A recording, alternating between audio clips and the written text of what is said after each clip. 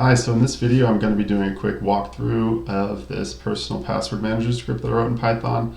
It's just a single user Python app that's an application that's designed to manage passwords locally. Has some good security features, includes secure password management and user authentication. We use some object-oriented design as well. So I'm quickly just going to run through the code and then we'll show some examples of how it works. So real quick, just to run through the imported libraries, we have OS, which is for system level operations. We created a password manager hidden directory and set some file permissions using this library. Sys is for system specific parameters and functions, so we use this to exit the application after 3 failed login attempts. CSV we use to read and write CSV files.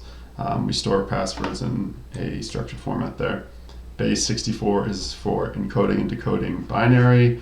Random will generate us cryptographically random values. String has different character sets that we use, character pools for password generation, so digits, punctuation, letters, and such for complex passwords. Hashlib is for hashing. Getpass gives you a secure password input where the password is masked in the terminal, so there's probably not going to be anybody over your shoulder, but the idea is it prevents shoulder surfing. Datetime is for date and time manipulation, so we're adding timestamps to our password entries, and we're also going to track when the passwords were created and modified. And then these cryptography functions or libraries are just for encryption, obviously symmetric encryption, creating hash functions, doing key derivation, and things like that.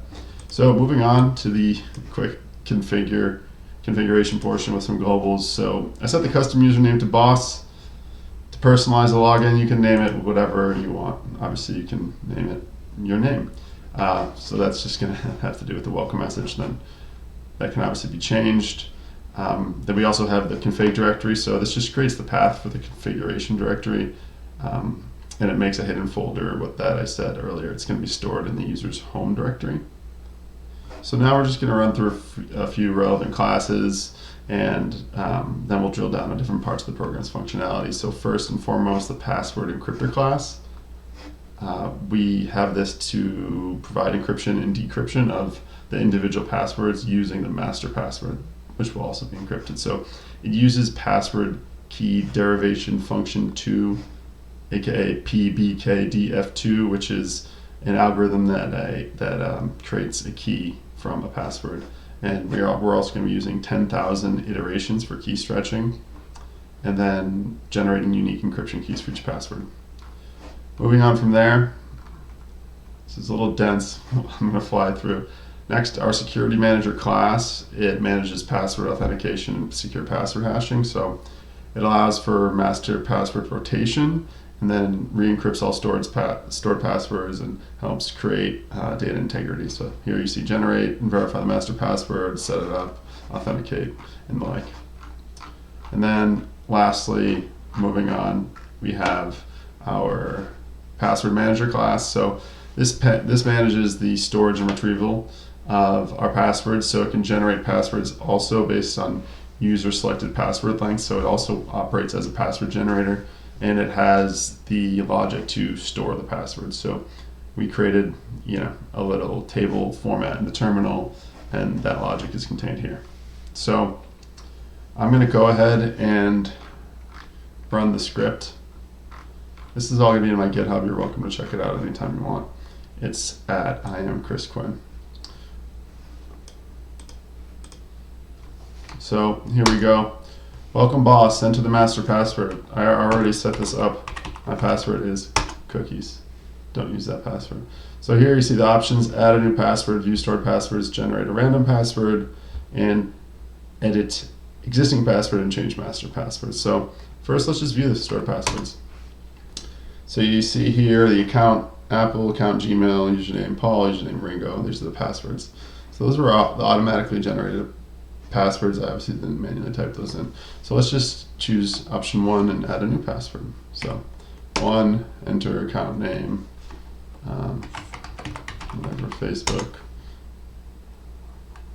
username, we'll go with George. Use the generated password, so you can manually input your own. So if you have existing passwords, that you want to lump into this, just so you have access to them locally, so you're not storing them in somebody else's hardware. The worst idea. You can choose the length of the password you like. I'm going to go with 20.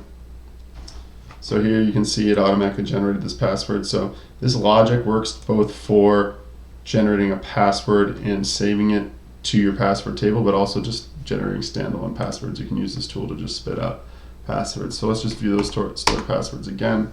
As you see, Paul Ringo George, here is the password we generated, and it was automatically stored here. Cool. So just to show you generating password again, this is isolated from the password table. And then we can change our master password as well. All right, choose an option, change master password. New password, ice cream.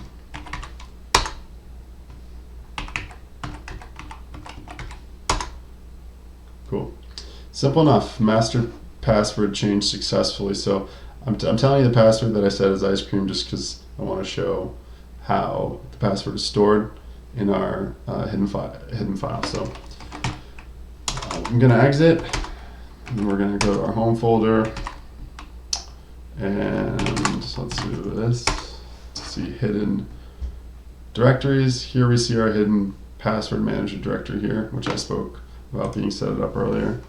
So we will go there and see what we got. Alright, so we have the master hash and passwords.csv. So I'm just going to do this real quick.